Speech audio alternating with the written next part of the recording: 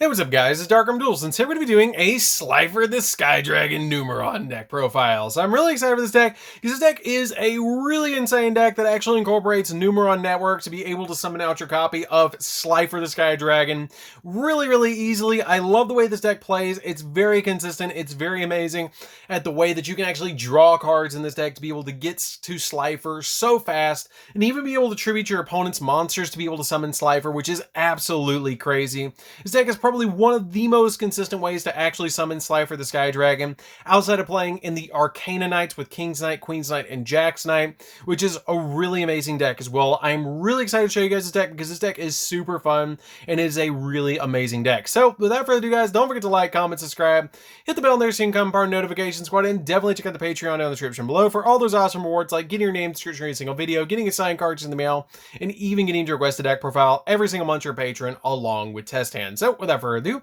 let's get straight on into this. So first off, we're going to be playing 3 copies of Slifer the Sky Dragon. Now this card is absolutely nuts. It has the ability that it requires 3 tributes to summon this card to your side of the field. It cannot be normal or set, and it has the ability that you cannot negate the summon of this card. And then when this card is normal summon, cards and effects cannot be activated. And then once per turn, during the end phase, if this card was special summoned, send it to the graveyard, and it gains 1,000 attack for each card in your hand. And if a monster's is normal summoned or special summoned to your opponent's side of the field in attack position, that monster loses 2,000 attack points. And then if its attack is reduced to 0, you immediately destroy the monster. This card is absolutely nuts. I love that effect to be able to just immediately destroy a monster, and this card is really nuts.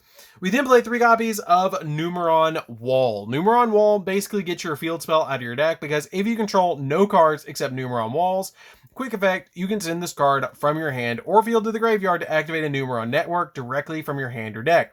You only effect this card once per turn, and when you take a battle damage, you can special summon this card from your hand, and if you do, end the battle phase. We then play 3 copies of Reactor Slime. Reactor Slime is actually really good and kind of a throwback to the first time we actually saw Slifer the Sky Dragon, which is really cool. Like, I really like that. It has the ability that during the main phase, you can activate this effect to be able to special summon 2 more slime tokens to your side of the field. And also, you cannot normal or special summon monsters for rest turn except for Divine Beast monsters. And then during the battle phase, quick effect, you contribute this card, and then you get to set a Metal Reflect Slime to your side of the field from your hand, deck, or graveyard, and it can be activated this turn, which is really good, just to be able to immediately activate this card. Now this is a really cool tech card that I'm going to be playing next in this deck, and it's actually going to be a single copy of Morphing Jar. So Slifer is all about having cards in your hand. So basically what this card does is it resets your whole hand, because it lets you draw 5 cards. It discards your entire hand to the graveyard, and then you draw 5 cards. So you usually want to use this card with Slifer the Sky Dragon already on the field, because if your opponent does attack into this card, you're going to make your opponent discard everything in their hand, and then they're going to draw 5 more, and you're going to discard everything in your hand, and you're going to draw 5 more as well. So this card's actually a really amazing surprise tech in this deck that I love to actually play. We then play 3 copies of Psyframe Gear Gamma, which is really important for this deck as a hand trap to be able to basically stop your opponent from hand trapping you. So basically you just throw this card on your side of the field when they try and hand trap you when you try and activate Numeron Network. And a single copy of Psyframe Driver, which Psyframe Driver is basically just here for Gamma to be able to special summon it out, which is very nice. So that's it for the monsters, guys. Not a lot of monsters, just the Reactor Slimes, the Slifers, and the Numeron Walls, and a couple hand traps, which is really amazing. I really like the way this deck actually plays. We're going to be playing, for the spells, we're going to be playing a single copy of Monster Reborn. The Monster Reborn is really important because it's going to let you get an additional monster on your side of the field, which is very important. We play a single copy of Call by the Grave. The Call by the Grave is really good in this deck to be able to stop hand traps as well. As you guys can see with the Gammas and the copy of Call by the Grave, you're just going to have so much stopping your opponent with hand traps, it's not even going to be funny.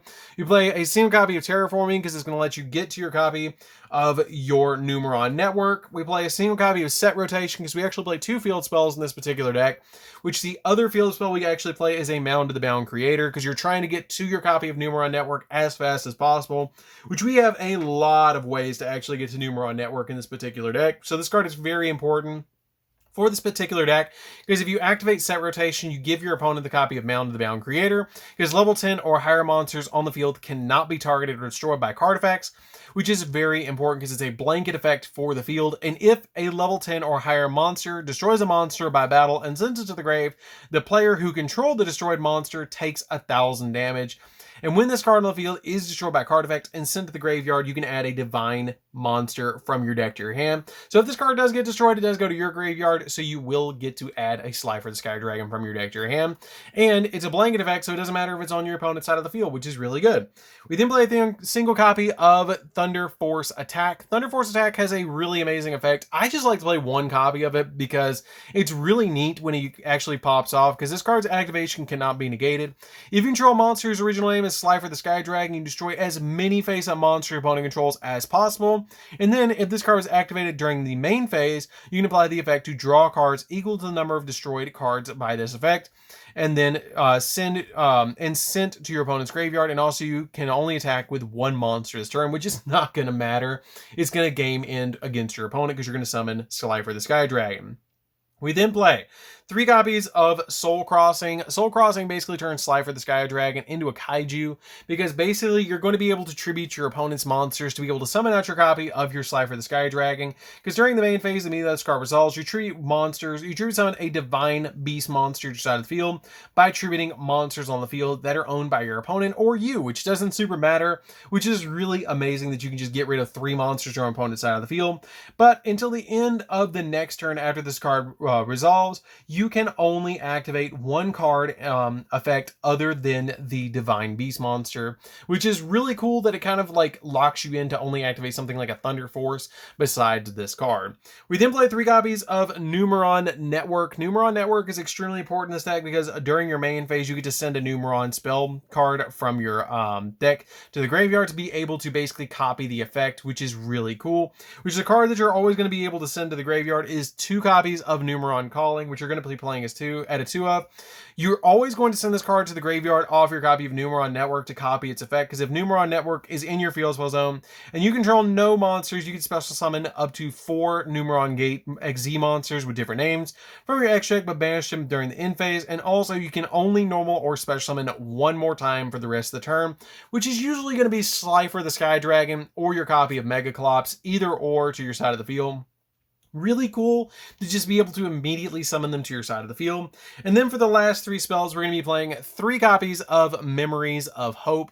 This card is absolutely crazy. If you draw this card in Numeron Network, you're probably going to summon Slifer, because during you get to activate this card, and then when you activate this card, you draw cards equal to the number of XZ monsters with different names you control, which is pretty good because you basically get to Numeron Network, draw 4, which is pretty crazy in this particular deck, to just be able to drop Numeron Network, send Numeron Calling to the graveyard, activate this, draw 4, and then basically summon Slifer with 4,000 attack, which is pretty good. So that's it for the spells, guys. Let's get into the traps. So for the traps, we're going to be playing 3 copies of Metal Reflect Slime, because you're going to be going into your copy of your Egyptian God Slime in this particular deck. And this card is really good to combo with your copy of your Slime Reactor to be able to set this card to your side of the field to then treat your copies of your Egyptian God Slime as 3 tributes. We then play 3 copies of Reckless Greed. Reckless Greed lets you draw 2, but you skip the next 2 draw phases. But with the amount of draw power in this deck, it's not going to super matter, because you're trying to power up Slifer as big as possible and as quick as possible to be able to OTK your opponent, which is really important to end it with 1 attack. And then we play 3 copies of Solemn Judgment to round out the traps, because basically you're just using this card to stop your opponent in any different scenario that you might need. This card is very important for this particular deck to be able to play 3 copies of Solemn Judgment, because it basically says no to your opponent. You can, if you want to play Ash Blossom, you can play Ash Blossom in its place, or Dark Ruler No More. Either or works. I like to personally play the Judgments because I usually like to go first to establish the Slifer with a copy of Judgment in back row, because sometimes you will actually draw too much in this particular deck. So you want to be able to set some of your back row so you don't actually have to discard during the end phase, because sometimes you will draw more than 6 cards in a turn. And being able to set your copy of Judgment to your side of the field is just really good to be able to just basically look at your opponent and go, that's fine. Set Judgment, set 2 or 3 Judgments in back row, have Slifer, everything you normal summon in attack mode. I'm just going to basically stop it, and then the Judgments are going to stop the spells and traps that try and deal with Slifer. So that's it for the main deck, guys. Let's get into the extra deck. So for the extra deck, we're going to be playing 2 copies of gate number 1. So all of the gates actually share the ability, so we're just going to go over them once. So basically they cannot be destroyed by battle, and at the end of the damage step, if this card battled an opponent's monster, you can detach a material from this card, double the attack of the Numeron, or double the attack of all Numeron monsters you control currently on the field. But if you have Numeron Network, you don't have to detach some materials to activate that effect. So basically after 1 attack, they go to 2,000, and then 4,000, and then finally the final attack of the gate will actually be at 8,000. So it actually does a considerable amount of damage, which is really cool. We then play 2 copies of gate number 2, 2 copies of gate number 3, and 2 copies of gate number 4, which all of these do the exact same thing. They don't change the effect at all. They do the exact same thing between each gate. They all share the same effect, that they cannot be destroyed by battle. At the end of the damage shift that they battled, then you can detach material from them and then double the attack of all their Numeron monsters on the field, which is not that big of a deal because basically you're going to just not have to detach, because Numeron Network says, hey, you don't have to detach at all to activate the effect, because basically this particular card makes it so you don't have to have materials on this card, because it has the ability, this effect of spell effects cannot be activated, and then once per turn, Numeron monsters, or excuse me, it has a period there, Numeron monsters you control can activate their effects without detaching any materials. That's a really insane bypass. I really love it, and it makes this engine insane. We then play a single copy of number C1 Numeron Chaos Gate Sonya. Sonya is okay. I just like it as a 1-of because if this card is XZ summoned, you get to banish all monsters on the field. And then once per turn during the next MF phase after this card, this card was banished, you can special summon this banished card. And then if Numeron Network is on your field spell zone, inflict damage to your opponent equal to the combined attack of all banished all banished XZ monsters, which is pretty good. You can also XZ summon this card on top of a number 1 Numeron gate you control. So basically you can throw this on top of one of the gate number 1s.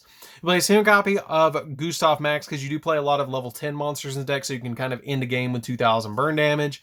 1 copy of Megaclops because if you don't have Slifer, you can actually make this, which is totally fine.